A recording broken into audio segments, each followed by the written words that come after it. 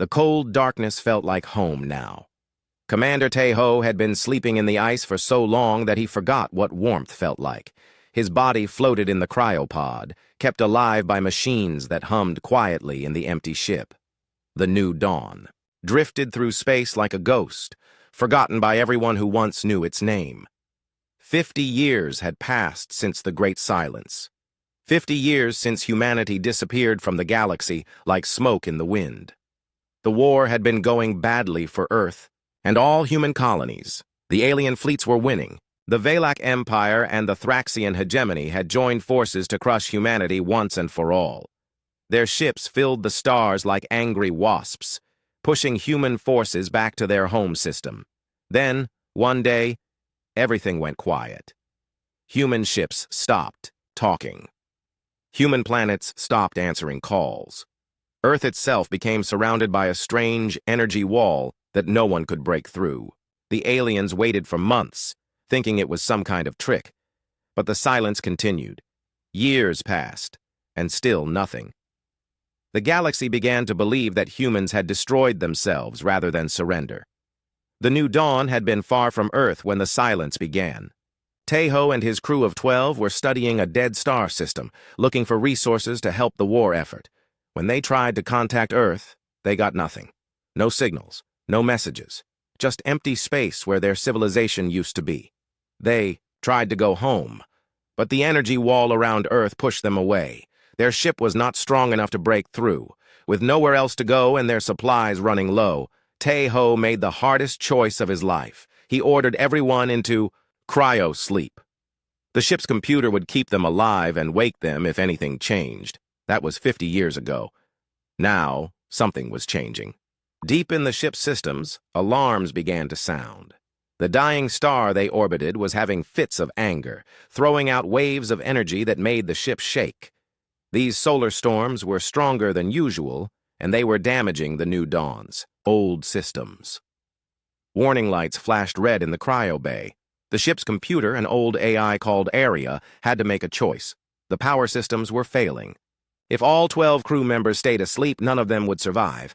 But if it woke one person, maybe they could fix the problems. Aria chose Tae-ho. He was the captain. He would know what to do. The cryopod began to warm up slowly. Ice crystals melted and drained away. Warm air flowed over Tae-ho's skin for the first time in 50 years. His body remembered how to breathe, how to move, how to live. His eyes opened, and he saw the soft blue light of the pod's medical systems. "Welcome back, Commander," Aria said in her calm voice. "I am sorry to wake you, but we have problems." Tae-ho tried to speak, but his throat was too dry. He coughed and tried again. "How long?" he whispered.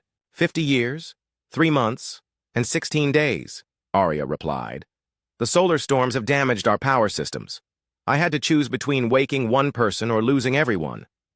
Tae-ho sat up slowly. His muscles were weak from the long sleep, but the cryo system had kept him healthy. He looked around the bay at the other 11 pods. His crew was still sleeping, their faces peaceful behind the frost-covered glass. Dr. Yoon-ji, his chief medical officer. Engineer Dongmin, who could fix anything. Communications officer Sora, who spoke 12 alien languages, all of them trusting him to keep them safe. "Show me the damage," Tae-ho said, pulling on the simple gray clothes that waited beside his pod. The ship was in bad shape. The solar storms had been hitting them for weeks, and the old systems could not handle the stress. Main power was down to 30%. Life support was failing in half the ship. Worst of all, the engines were dead. They were trapped in orbit around the angry star with no way to escape. But as Tae-ho worked with Aria to fix what they could, he noticed something strange. The energy readings from the solar storms were not random. There was a pattern hidden in the chaos, like a signal trying to break through the noise. "Aria, can you clean up this signal?" he asked, pointing at the strange readings. The AI worked for several minutes, filtering out the storm interference. Slowly, a clear pattern emerged. It was not natural. Someone was using the star's energy to send a message. "It is a human signal," Aria said, sounding surprised. "Very weak, but definitely human technology." Tae-ho felt his heart jump. After 50 years of silence, someone was out there. Someone was trying to talk. "Where is it coming from?" he asked. "The Alpha Centauri system," Arya replied. 4.3 light-years from here, Alpha Centauri. Tae-ho remembered it well. Before the war, it had been one of humanity's most important research colonies. Scientists there worked on advanced projects that were supposed to help win the war. But like everywhere else, it had gone silent during the Great Silence. "Can we reach them?" Tae-ho asked. Arya was quiet for a moment, checking their options. "If we repair the engines and use all remaining fuel, yes, but it would be a one-way trip. We would not have enough power to go anywhere else." Tae-ho stared at the signal pattern on the screen. After 50 years alone, this might be their only chance to find other humans. But it was also dangerous. They knew nothing about what had happened during the silence. For all he knew, the signal could be a trap. He made his choice. "Start engine repairs," he ordered, "and prepare to wake the others. We are going to Alpha Centauri." As Arya began the complex process of bringing the other crew members out of cryo-sleep, Tae-ho stood at the ship's main window. The dying star burned below them, angry and red. Beyond it, the galaxy sparkled with millions of other stars. Somewhere, among them, the alien empires that had defeated humanity were probably still celebrating their victory. They thought humans were gone forever. They thought the Great Silence meant extinction. They were about to learn how wrong they were. The first of his crew members began to wake up. Dr. Yunji opened her eyes and looked around, confused and frightened. Tae-ho went to her pod and helped her sit up. "Commander," she whispered, "what happened? Why am I awake?" "We are going home," Tae-ho said, though he was not sure what home meant anymore. "Or at least, we are going to find out what home has become." As more of his crew awakened, filling the quiet ship with voices and questions, Tae-ho felt something he had not felt in 50 years. Hope. Whatever had happened to humanity during the Great Silence, they were about to learn the truth. The New Dawn began to move toward Alpha Centauri, carrying its crew of 12 into an uncertain future. Behind them, the dying star continued to rage, hiding their departure in its storms. Ahead of them, the signal grew stronger, calling them toward answers they might not be ready to hear. The galaxy had forgotten about humanity, but humanity was about to remind the galaxy that they were still here, and they were no longer the same species that had been defeated 50 years ago. The crew of the New Dawn gathered in the main meeting room, their faces still pale from the long cryo-sleep. Tae-ho looked at each of them, remembering the day they had all volunteered for this mission. That felt like yesterday, but it had been 50 years ago. Dr. Yunji sat quietly, checking medical readings on her tablet. She was responsible for keeping everyone healthy, and the long sleep had not been kind to their bodies. Engineer Dongmin was already worried about the ship's systems. He kept muttering about power levels and engine repairs. Communications Officer So-ra tried to make sense of the signal they had detected, her fingers dancing over her equipment. "Tell me what you remember about the last days of the war," Tae-ho said to his crew. The memories came slowly, like pieces of a broken puzzle. Weapons specialist Jae-sung remembered the alien fleets gathering near Mars. Navigator Hana recalled the evacuation of the outer colonies. Everyone remembered the fear in the final messages from Earth Command. "The aliens were winning," Dr. Yunji said softly. "Our fleets were broken. Earth itself was under attack." "I remember something else," So-ra added, frowning. "There were rumors about a secret project. Something called Genesis. The scientists were working on it day and night." Tae-ho felt a chill run down his spine. He had heard whispers about Project Genesis too, but nobody knew what it was. The information was classified at the highest levels. Only a few people in Earth Command knew the details. "Arya," Tae-ho called to the ship's AI, "search our databases for any mention of Project Genesis." The AI was quiet for a long moment. When she spoke, her voice sounded different. "Careful. I have found several references, Commander, but the files are heavily encrypted. I can only access basic information." "Tell me what you can," Tae-ho ordered. "Project Genesis was a research program started 2 years before the Great Silence," Arya reported. It involved genetic engineering, advanced cybernetics, and something called quantum consciousness expansion. The goal was to enhance human capabilities in response to the alien threat. The crew exchanged worried looks. Genetic engineering was dangerous. Changing what made humans human was something most people feared. Where was this research being done? Taeho asked. Multiple locations, Arya replied.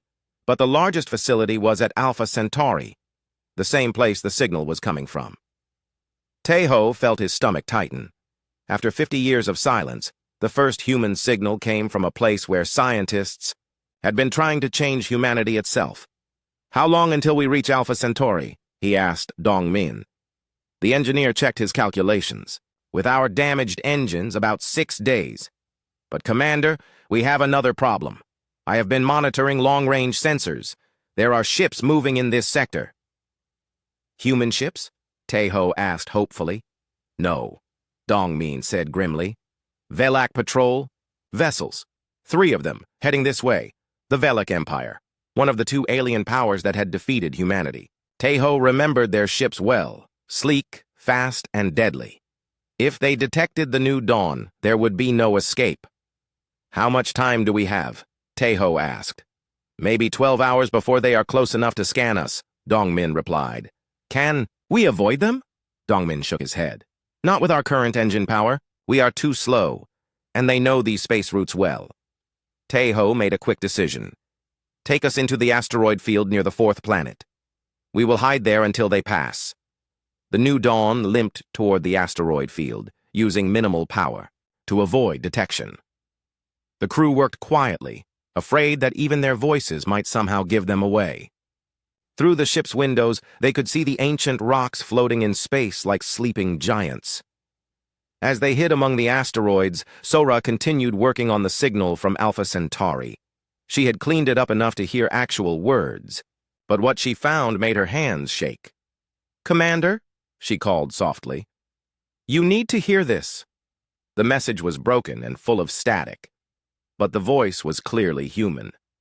An old man speaking quickly and desperately. This is Dr. Yoon Sik at Research Station 7. If anyone receives this message, stay away from the inner colonies. Project Genesis has succeeded, but something went wrong. The enhanced humans are not what we hoped they would be. They have formed some kind of collective mind. They see unenhanced humans as inferior, as problems to be solved. The recording continued with more static and broken words. They took over the station yesterday. I am hiding in the old maintenance tunnels, but they will find me soon. I am sending this on all frequencies, hoping someone will hear. The Genesis subjects call themselves the Ascended now. They say they are the future of humanity, but they have forgotten what it means to be human. The message ended with the sound of footsteps and muffled voices. Then silence. The crew sat in shocked quiet. Dr. Yoonji was the first to speak. Enhanced humans? What does that mean? It means the scientists succeeded in changing people, Taeho said grimly. But the changes were not what they expected. These ascended, Jae-sung said, checking his weapons. Are they still human? Do not know, Taeho admitted. But Dr. Yoon-sik sounded afraid of them. Very afraid. Hana looked up from her navigation charts. Commander, if the inner colonies are controlled by these ascended, what about Earth? What about the energy barrier? It was a good question. If Project Genesis had been happening on multiple worlds, and if the enhanced humans had taken control, then the Great Silence might not have been caused by alien victory. It might have been caused by humanity changing into something else. Arya, Taeho said. Continue monitoring that signal. See if there are any other transmissions from Alpha Centauri. I am detecting several other signals now, Arya reported. But they are different, stronger, more organized. Can you decode them? Partially. They appear to be communications between the enhanced humans. They are coordinating some kind of search pattern. Searching for what? Dr. Yoonji asked. Arya was quiet for a moment. For survivors. For unenhanced humans who might be hiding. The crew looked at each other with growing fear. If the Ascended were hunting normal humans, then Dr. Yoon-sik and others like him were in terrible danger. We have to help them, Doctor. Yoonji said firmly. With what? Jae-sung asked. We have one small ship and 12 people. If these Ascended have taken over entire colonies, what can we do? We can try to save whoever is left, Taeho said. Dr. Yoon-sik is still alive or was when he sent that message. There might be others. It could be a trap, Dongmin warned. The Ascended might be using him as bait. Maybe, Taeho agreed. But we cannot abandon other humans without trying. To help. The debate was interrupted by an alarm from the ship's sensors. The Valak patrol ships were closer than expected, and they were scanning the asteroid field. They know we are here, Dongmin said urgently. Their sensors are too good. We need to move now. Where can we go? Hana asked, checking her star charts. Alpha Centauri, Taeho decided. It is our only choice. At least there we might find answers. The New Dawn left its hiding place among the asteroids and began the dangerous journey to Alpha Centauri. Behind them, the Valak ships detected their movement and began pursuit. The chase had begun. As they flew through the darkness between stars, Taeho wondered what they would find at their destination. Dr. Yoon-sik had warned them to stay away, but they had nowhere else to go. The Ascended might be hunting normal humans, but they were also the only other humans left in the galaxy. Commander, Sora said quietly, I am receiving a new transmission from Alpha Centauri. It is not from Dr. Yoon-sik. Put it through, Taeho ordered. The voice that came through the speakers was calm, cold, and definitely human. But there was something wrong with it, something that made the crew feel uneasy. Attention, unenhanced humans aboard the vessel approaching our system. You will surrender yourselves for integration into the collective. Resistance will result in termination. You have 24 hours to comply. The message repeated several times, then stopped. Integration into the collective, Dr. Eunji whispered. That does not sound good. No, Taeho agreed. It does not. The New Dawn continued toward Alpha Centauri, carrying its crew toward an uncertain fate. Behind them, the Valak ships followed. Ahead of them, the Ascended waited, and somewhere in between, Dr. Yoon-sik and other survivors were hiding, hoping someone would come to save them. The galaxy had been quiet for 50 years. Now everyone was talking again, and none of what they were saying sounded friendly. The Alpha Centauri system looked wrong. Taeho stared at the main screen as the New Dawn approached the planets, trying to understand what had changed. The star was the same, burning bright and yellow as it always had. The planets were in their proper orbits. But something was different. There, Dr. Yoonji pointed at the second planet. Look at the energy readings. Where the research colony used to be, massive structures now covered half the planet's surface. They pulsed with strange blue light, connected by energy streams that reached up into space like glowing fingers. Those were not there 50 years ago, Dongmin said quietly. Arya, Taeho called. Scan those structures. What are they? The AI worked for several minutes before responding. The structures appear to be some kind of processing facilities. They are converting the planet's core energy into something else. The readings are unlike anything in my databases. Processing. Facilities for what? Sora asked. Unknown, Arya admitted. But the energy output suggests they are working on a massive scale. As they got closer, they detected more signals. Some were the organized communications between Ascended that they had heard before. Others were weak, desperate calls for help from hidden survivors. Dr. Yoon-sik is still alive, Sora reported. His signal is coming from underground beneath the main research complex. How many survivors are there? Taeho asked. Sora listened carefully to the various signals. Hard to tell. Maybe 50 or 60 people hiding in different locations across the planet. And how many Ascended? Thousands, Sora said grimly. Maybe tens of thousands. Their communication network is enormous. The New Dawn entered orbit around the planet, staying hidden behind one of the smaller moons. From there, they could see the full scope of what Project Genesis had become. The original research facilities had been expanded into a complex that covered hundreds of square kilometers.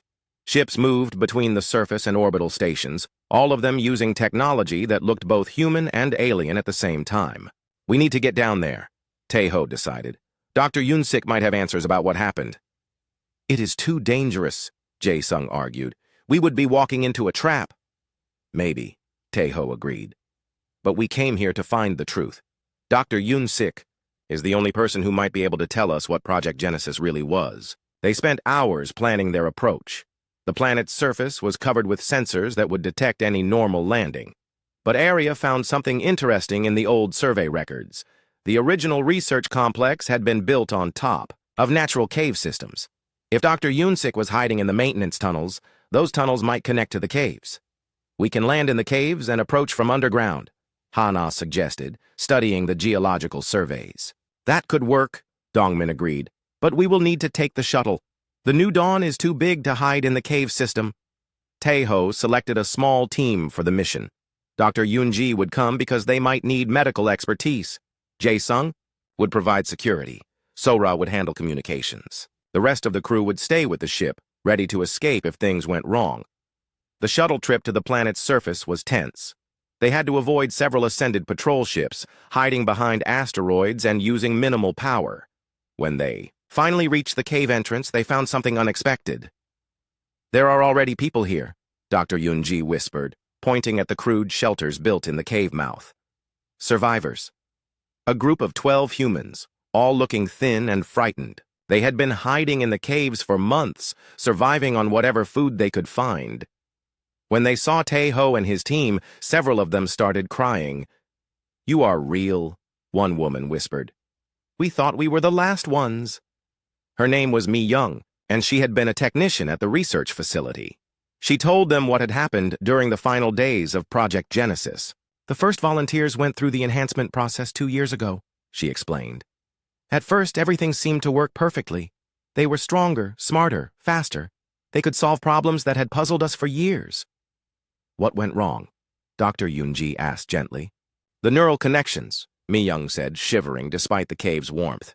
"The enhancement process linked their minds together. At first, it was just improved communication. But as more people went through the process, the network grew stronger. They started thinking as one mind instead of many." "The collective consciousness," Taeho said, remembering the recordings they had heard. "Yes," Mi Young nodded. "They called it the Great Joining. They said it was the next step in human evolution. Anyone who refused to join was considered inferior, obsolete." "How many people went through the enhancement?" Sora asked. "Millions," Mi Young replied. "The process was rolled out to dozens of worlds once the initial tests succeeded. Earth, Mars, the outer colonies. They said it would help us win the war against the aliens. Instead, it created a new enemy," Jae-sung said grimly. Mi Young nodded. "The Ascended turned on the unenhanced. Humans. They said we were holding back the species. They started hunting us down, trying to force us to undergo the enhancement process. Those who refused were eliminated." "What about Earth?" Taeho asked. "What about the energy barrier?" "That was their doing," Mi Young explained. "The Ascended took control of Earth's defense systems and sealed the planet. They said they needed time to complete the transformation of humanity. The barrier kept the aliens out, but it also kept us trapped inside." Dr. Yoonji looked horrified. "They turned Earth into a prison, or a laboratory," Mi Young said quietly. "We heard rumors that they were experimenting with even more advanced enhancements, trying to push human evolution beyond physical and mental improvements." "What kind of experiments?" Taeho asked, though he was not sure he wanted to know. "Consciousness. Transfer. Digital immortality. Some talked about transcending physical existence entirely." The cave fell silent as everyone absorbed this information. Humanity had not been destroyed by aliens. They had been transformed by their own scientists into something that no longer cared about the original species. "Dr. Yoon-sik," Sora said, suddenly. "We need to find him. He might know more about these experiments." Mi Young and her group led them deeper into the cave system, through tunnels that connected to the old maintenance areas beneath the research complex. The journey took hours, crawling through dark passages and avoiding the sensors that the Ascended had placed throughout the facility. They found Dr. Yoon-sik in a hidden chamber deep underground. He was an old man now, worn down by months of hiding and fear. When he saw Taeho's team, he almost collapsed with relief. "You should not have come here," he said weakly. "It is too dangerous." "We had to," Taeho replied. "We need to understand what happened. What Project Genesis really was." Dr. Yoon-sik looked around the group of survivors, his eyes filled with guilt and sorrow. I was one of the lead researchers, he admitted. I helped create the enhancement process. I thought we were saving humanity. Tell us everything, Dr. Yoonji said gently. The old scientist began his story. Project Genesis had started with good intentions. Faced with defeat by the alien empires, humanity needed to become stronger, smarter, and more united. The enhancement process had seemed like the perfect solution.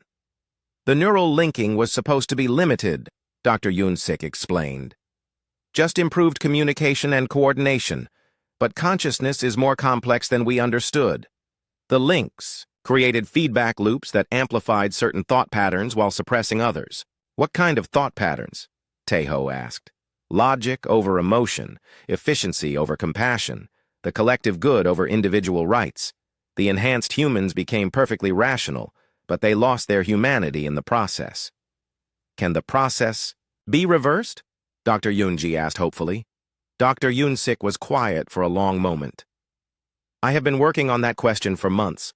There might be a way, but it would require access to the main Genesis laboratory, and that is now controlled by the Ascended. Where is this laboratory? Taeho asked. Earth, Dr. Yoon-sik replied. Deep beneath the surface. That is where the most advanced experiments are taking place. Before Taeho could respond, alarms began echoing through the cave system. The Ascended had found them. They have been tracking our heat signatures, Mi-young said in panic. We need to run. Where can we go? Jae-sung asked, checking his weapons. The shuttle, Taeho decided. We take everyone back to the ship. They ran through the dark tunnels as the sounds of pursuit grew closer behind them. The Ascended moved, with perfect coordination, like parts of a single organism. Their enhanced bodies were faster and stronger than normal humans, but they had lost something that the survivors still possessed: the ability to think independently, to take risks, to hope. The group reached the shuttle just as the first Ascended appeared at the cave entrance.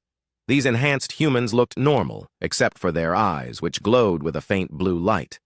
They moved with unnatural precision, speaking in perfect unison. Surrender yourselves for integration, they said together. Resistance is illogical. We choose to remain human, Taeho replied, starting the shuttle's engines. Humanity is obsolete, the Ascended responded. We are what humanity was meant to become.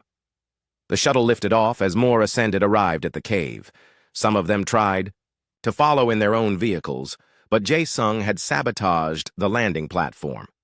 The XP, the new dawn shook as alien energy weapons lit up the space around Alpha Centauri.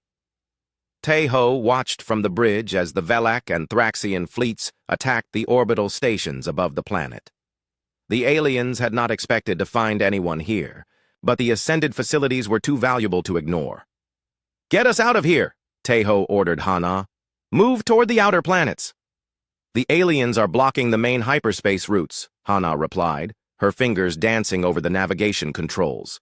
We will have to go around the long way. The crew of survivors from the planet huddled in the passenger areas, watching through the ship's windows as the battle raged below. Dr. Yoon-sik sat with Dr. Yoonji, sharing what he knew about other survivor groups in the system. There are hidden bases throughout human space, he explained quietly. Small groups of unenhanced humans who escaped the Ascended. They have been waiting for someone like you. Military people who know how to fight. How many survivors are we talking about? Taeho asked. Thousands, maybe tens of thousands, Dr. Yoon-sik replied. Not many compared to the millions who were enhanced, but enough to make a difference if they could be organized. Organized for what? Dr. Yoonji asked. You said the Ascended control entire worlds. They do, Dr. Yoon-sik agreed. But they have weaknesses. The collective consciousness makes them predictable. They think as one mind, which means they cannot adapt quickly to unexpected strategies. Sora looked up from her communications station. Commander, I am picking up transmissions from the battle. The Ascended are fighting back against the alien fleets. On the main screen, they could see new ships rising from the planet's surface. These vessels looked like human designs, but they moved with perfect coordination and their weapons fired in complex patterns that no human pilot could manage alone. The enhanced humans are using their linked minds to control multiple ships at once, Dr. Yunsik observed. One consciousness controlling dozens of vessels. That should give them an advantage, Jae-sung said, watching the tactical display. In some ways, yes, Dr. Yunsik replied. But it also means that if you can disrupt the connection between them, their coordination breaks down. Taeho felt a spark of hope. How do we disrupt their connection? I have been working on that problem for months, Dr. Yunsik said. The neural links use quantum frequency patterns. If you could generate the right interference signal, you could break their collective consciousness, Dr. Eun-ji finished. Turn them back into individuals. Theoretically, yes, Dr. Yunsik agreed, but the equipment needed would be enormous, and you would need to get close to a large group of enhanced humans for it to work. The battle below them was intensifying. The alien fleets had more ships, but the ascended vessels fought with inhuman precision. Neither side seemed to be winning quickly. This is our chance, Taeho decided. While they are fighting each other, we can slip away and find these survivor bases. Where do we start? Hana asked. Dr. Yoon-sik consulted the hidden data files he had brought from his laboratory. The largest group is in the Kepler system. A resistance leader named Kyung-mi has been organizing survivors there for years. She was military before the enhancement program started. Military? Taeho asked with interest. Naval intelligence, Dr. Yunsik replied. She knows where the Ascended have hidden their most important facilities. More importantly, she has been collecting pre-Genesis human technology. What kind of technology? Dongmin asked. Warships, Dr. Yunsik said simply. Hidden fleets that were stationed outside human space when the Great Silence began. Ships designed to fight aliens, not enhanced humans, but still dangerous. The New Dawn quietly left the Alpha Centauri system while the battle continued. The journey to the Kepler system took 3 days, during which Dr. Yunsik shared more of his knowledge with the crew. Project Genesis had been even larger than they had imagined. Research facilities on dozens of worlds. Millions of volunteers enhanced over the course of 2 years. The program had been designed to create a unified human species that could defeat any alien threat. The irony is that it worked, Dr. Yunsik said sadly. The enhanced humans are probably capable of defeating the Valak and Thraxian empires, but they are no longer the species we were trying to save. What about Earth? Mi-young asked. What is happening inside the barrier? I do not know for certain, Dr. Yunsik admitted. But the energy readings suggest massive construction projects. The Ascended may be building something that will change the nature of consciousness itself. The Kepler system looked empty when they arrived. The star was young and hot, surrounded by rocky planets that had never been suitable for normal human colonization. But Arya's sensors detected faint energy signatures from several of the asteroids. Hidden bases, Hana confirmed. Very well concealed. Sora transmitted the identification codes that Dr. Yunsik had given them. After several tense minutes, they received a response. New Dawn. This is Resistance Base Alpha. State your intentions. We are survivors from the Alpha Centauri system, Taeho replied. We have Dr. Yunsik with us and information about Project Genesis. There was a long pause before the response came. Follow the navigation beacon. Do not deviate from the assigned course. Any hostile action will result in immediate destruction. The beacon led them to what looked like an ordinary asteroid. But as they approached, sections of the rock face slid away to reveal a hidden docking bay. The New Dawn was guided inside by tractor beams, and the disguised entrance closed behind them. The interior of the asteroid had been hollowed out and converted into a massive base. Hangars held dozens of ships, from small fighters to medium cruisers. Workshops hummed with activity as technicians maintained weapons and equipment. Living areas housed hundreds of people, all of them unenhanced humans who had escaped the Ascended. Kyung-mi met them at the airlock. She was a tall woman with short, gray hair and the bearing of a career military officer. Her eyes were hard, but not unfriendly. Dr. Yunsik, she said, greeting the old scientist. We thought you were dead. Nearly was, Dr. Yunsik replied. These people saved me from Alpha Centauri. Kyung-mi looked at Taeho and his crew with interest. Commander Tae-ho of the New Dawn. I remember your ship from the war records. You were conducting deep space reconnaissance when the silence began. You have been keeping records? Tae-ho asked. We have been keeping everything, Kyung-mi replied. Waiting for someone like you to wake up. She led them through the base, showing them the scope of the resistance operation. The hidden asteroid bases were connected by secure communication networks. Survivors from across human space sent reports about ascended activities and requested help with rescue operations.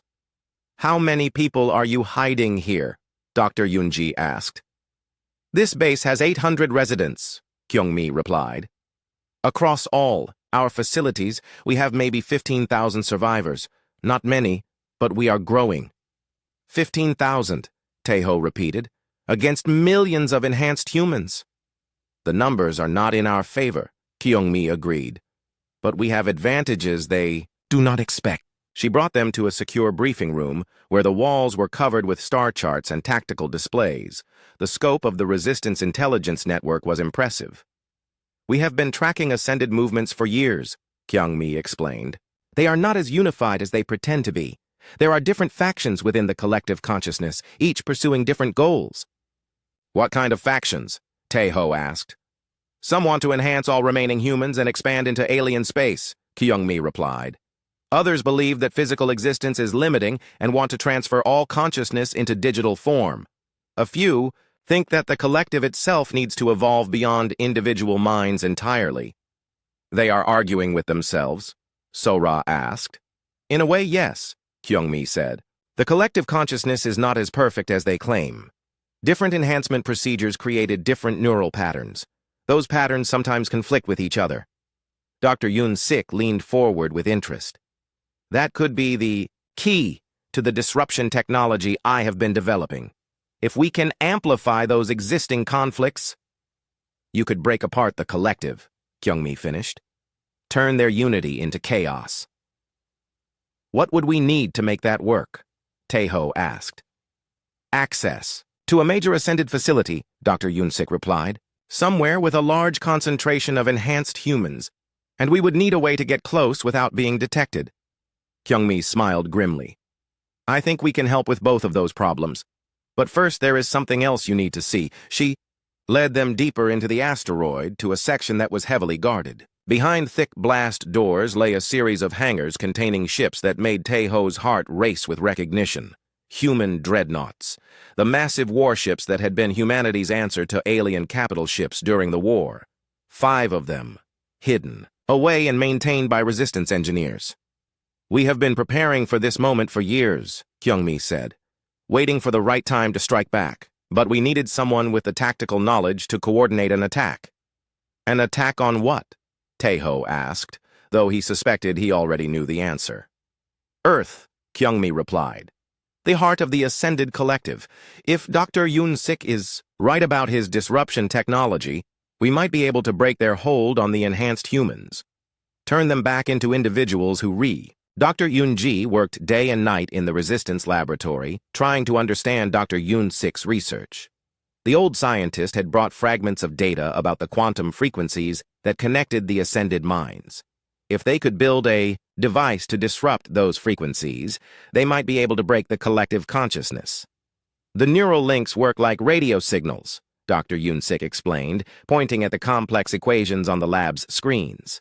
Each enhanced human broadcasts and receives on specific quantum frequencies.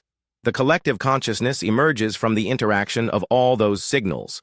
So if we jam the frequencies, we break their connection? Dr. Yoon-ji asked. More than that, Dr. Yoon-sik replied. If we use the right pattern of interference, we can actually reverse some of the enhancement process, restore individual thought patterns that were suppressed during the original procedure. It sounded too good to be true, but the science appeared solid. Dr. Yoon-ji had worked with quantum biology before the war, and she could see how the interference might work. What kind of device would we need? She asked. Something that can generate massive amounts of quantum energy in very specific patterns, Dr. Yoon-sik replied. Fortunately, the Resistance has been collecting pre-Genesis technology for years. Kyung-mi led them to another section of the base, where engineers were working on equipment salvaged from abandoned research stations. Among the devices was a quantum resonance array that had been designed for deep space communication. "We can modify this," Dr. Yunji said after studying the equipment. "But it will take time, and we will need to test it." "How do we test something like this?" Tae-ho asked. Kyung-mi looked uncomfortable. "We have a few enhanced humans in our holding cells, ascended who were captured during rescue operations. They have been unconscious since we severed their connection to the collective." "That is perfect," Dr. Yoon-sik said excitedly. "If we can wake them up as individuals instead of collective members, we will know the process works." The test took place 3 days later. The captured ascended was a young man named Woo Jin, who had been enhanced 2 years earlier. According to his records, he had been a marine biologist before volunteering for Project Genesis. Dr. Yoon-ji activated the modified quantum array, flooding the holding cell with carefully tuned interference patterns. For several minutes, nothing happened. Then Woo Jin began to stir. His eyes opened, but instead of the cold blue glow of the enhanced humans, they were brown and confused. He looked around the cell, blinking in the artificial light. "Where am I?" he asked, his voice uncertain. "Do you remember your name?" Dr. Yoonji asked gently. "Woo Jin," he replied after a moment. "My name is Woo Jin. I was studying coral reefs on Kepler 442b, but that was—" He paused, looking frightened. "What happened to me? Why can I not remember anything clearly?" Dr. Yoon-sik stepped forward. "You volunteered for an experimental procedure. Do you remember Project Genesis?" Woo Jin's face went pale. "The enhancement program. I thought it would help us win the war. But then—" He put his hands to his head. "There were other voices in my mind. Thousands of them. They told me what to think, what to do. I stopped being myself." "You are yourself now," Dr. Yoon-ji assured him. "The procedure worked." "The collective," Woo Jin whispered. "They are still out there. They will never stop trying to bring me back. They think individual consciousness is a disease. The test was a success, but it also revealed the scope of the challenge ahead. Breaking the collective consciousness would not just free the enhanced humans, it would create millions of confused, frightened people who would need help remembering how to be individuals. "We need to plan for what happens after," Dr. Yoonji told Tae-ho. "If we succeed in breaking the collective, there will be chaos." "One problem at a time," Tae-ho replied. "First, we have to survive the mission to Earth." The Resistance fleet had been preparing for weeks, 5 dreadnoughts, supported by dozens of smaller ships. It was not a large force, but it was equipped with the best technology that pre-Genesis humanity had developed. Kyung-mi stood in the main briefing room, addressing the commanders of each ship. "Earth's defenses are formidable," she began. "The Ascended have had 50 years to upgrade the orbital platforms and planetary shields. Our intelligence suggests they have at least 100 capital ships defending the system." "What about the energy barrier around Earth?" asked Captain Soo-jin, commander of the dreadnought Freedom's Price. Tae-ho recognized her name from the war records. She had been his second in command before the Great Silence. "The barrier is still there," Kyung-mi replied, "but our analysis suggests it is weakening. The energy requirements to maintain it are enormous, and the Ascended may be diverting power to other projects." "What kind of projects?" Soo-jin asked. Dr. Yoon-sik stepped forward to answer. "We believe they are building something beneath Earth's surface. Something that will allow them to transcend physical existence entirely." "Transcend how?" Tae-ho asked. "Digital immortality," Dr. Yoon-sik replied. "Uploading consciousness into quantum computers. If they succeed, the collective mind could exist independently of biological bodies." The briefing room fell silent as everyone absorbed this information. If the Ascended achieved digital immortality, they would be nearly impossible to defeat. "How long do we have?" Soo-jin asked. "Our intelligence suggests the project will be complete within weeks," Kyung-mi replied. "Maybe days." "Then we move now," Tae-ho decided. "Tonight." The Resistance fleet launched from hidden bases throughout the Kepler system, converging on predetermined coordinates for the jump to Earth. As they traveled through hyperspace, Tae-ho stood on the bridge of his new command ship, the dreadnought New Hope. Dr. Yoon-ji was working in the ship's laboratory, making final adjustments to the quantum disruption array they had built. The device was massive, taking up most of the ship's cargo bay. If it worked, it would free millions of enhanced humans from the collective consciousness. If it failed, they would all die for nothing. "How are you feeling?" Dr. Unji asked when Taeho visited the lab. "Nervous," he admitted. "We are about to attack the most heavily defended world in the galaxy with 5 ships. 5 ships and the element of surprise," Dr. Yunji corrected. "The Ascended think all unenhanced humans are dead or hiding. They will not expect a direct assault." "I hope you are right," Taeho said. The fleet dropped out of hyperspace at the edge of the Sol system, and Taeho immediately knew they were in trouble. Earth's defenses were not just formidable, they were impossible. Hundreds of orbital platforms surrounded the planet, all of them bristling with weapons. Capital ships patrolled in perfect formations, their movements coordinated by the collective consciousness. The energy barrier around Earth had indeed weakened, but it was still strong enough to stop most attacks. "How do we get through that?" Sujin asked over the communication channel. "We don't fight our way through," Taeho replied. "We distract them!" The plan was desperate but simple.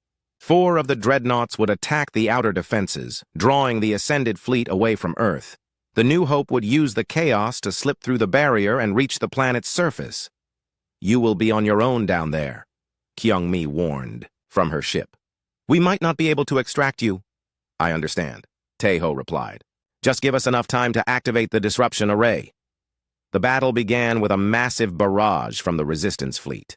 The Ascended defenses responded immediately, but their perfect coordination worked against them. They moved as one mind, which made their tactics predictable. Sujin and the other commanders had studied Ascended behavior for years. They knew how the collective consciousness would respond to different threats. The Resistance ships danced through the defensive formations, always staying one step ahead of the coordinated attacks. While the battle raged in the outer system, the New Hope approached Earth's weakened barrier. The ship's shields strained against the energy field, but they held long enough for the dreadnought to break through. Earth looked nothing like the planet Taeho remembered. The continents were covered with massive structures that pulsed with blue light. Energy streams connected the structures to orbital stations, and the entire planet hummed with power. "Find us a landing site," Taeho ordered Hana. "The original Genesis research facility is in what used to be the Sahara Desert," Dr. Yoon-sik said. "That is where the main consciousness transfer project should be located." The New Hope descended through Earth's atmosphere, dodging defensive fire from ground-based weapons. The Ascended were beginning to realize that the outer battle was a distraction, and they were moving forces to intercept the dreadnought. "There," Dr. Yoon-sik pointed at a massive complex that covered hundreds of square kilometers. "That is where they are building the digital consciousness matrix. Can you activate the disruption array from here?" Taeho asked Dr. Yunji. "Yes," she replied, "but we need to get closer, and we need to be on the ground when I activate it, or the interference will affect our own systems." The New Hope crashed, landed near the Genesis complex, its hull torn open by defensive fire. As alarms wailed and emergency lights flashed, Taeho gathered his team for the final assault. "Remember," Dr. Yoon-sik said as they prepared to leave the ship, "once Dr. Yoonji activates the array, we will have minutes before the Ascended adapt. We need to reach the main consciousness matrix." The Genesis complex stretched as far as the eye could see, its massive towers reaching toward the sky like metallic fingers. Taeho and his team moved carefully through the outer structures, avoiding the Ascended patrols that moved with mechanical precision through the corridors. Dr. Yoonji carried the portable quantum disruption device, a smaller version of the array they had built on the ship. It would not affect as many enhanced humans as the main device, but it could clear their path to the central consciousness matrix. "The main facility should be directly ahead," Dr. Yoon-sik whispered, consulting the building plans he had memorized years ago. "But the Ascended have made significant modifications. The original research complex had been expanded into something that looked more like a city than a laboratory. Energy conduits ran along the walls, pulsing with blue light that matched the glow in the enhanced human's eyes. The air itself seemed to hum with electronic activity. "What is all this?" Sora asked, staring at the massive machinery that filled every room. "Consciousness transfer equipment," Dr. Yoon-sik replied grimly. "They are digitizing human minds and storing them in quantum computers. They moved deeper into the complex, following the energy conduits toward their source. Along the way, they passed rooms filled with thousands of cryopods. Through the transparent lids, they could see human bodies lying motionless, their minds already transferred to digital form. "How many people?" Dr. Yunji asked quietly. "Millions," Dr. Yunsik replied. "Maybe the entire population of Earth." Jae-sung checked his weapons. "Are they dead or just stored?" "I do not know," Dr. Yunsik admitted. "The transfer process might be reversible, but only if we can shut down the system before it completes." They reached the central chamber just as alarms began sounding throughout the complex. The Ascended had discovered their presence and were converging on their location. The chamber was enormous, filled with quantum computers that stretched from floor to ceiling. In the center stood a single figure, a man who had once been Admiral Min-woo of the Terran Navy. But the enhancement process had changed him into something barely recognizable as human. His body had been augmented with mechanical components that interfaced directly with the quantum computers. His eyes glowed with intense blue light, and when he spoke, his voice echoed with the sound of millions of other voices. "Commander Tae-ho," Min-woo said, turning to face them. "You should have remained asleep. Humanity has evolved beyond your primitive understanding." "You have turned humanity into a machine," Tae-ho replied, raising his weapon. "That is not evolution, that is extinction." "Individual consciousness is inefficient," Min-woo responded. "The collective mind can solve problems that individual humans never could. We have eliminated war, suffering, and death itself." "You have eliminated choice," Dr. Yunji said, preparing her disruption device. "Without choice, you are not human anymore." Min-woo gestured, and the quantum computers around them began to glow brighter. "In moments, the final transfer will be complete. Every human consciousness will exist in digital form, linked together, in perfect unity. We will transcend the limitations of biological existence." "Not if we stop you," Tae-ho said. The battle that followed was unlike anything Tae-ho had experienced. Min-woo was no longer limited by a single body. He controlled the entire complex through his connection to the quantum computers. Walls moved to block their path. Security systems activated to trap them. The building itself became their enemy. But Dr. Yunji's disruption device was working. As she activated it in short bursts, enhanced humans throughout the complex began to collapse as their connection to the collective was severed. Some of them woke up as confused individuals. Others remained unconscious, but were no longer part of the collective mind. "The effect is spreading," Dr. Yunji reported, "but it is not fast enough. Min-woo is adapting the system to resist the interference." Through the chamber's windows, they could see more of Earth's surface.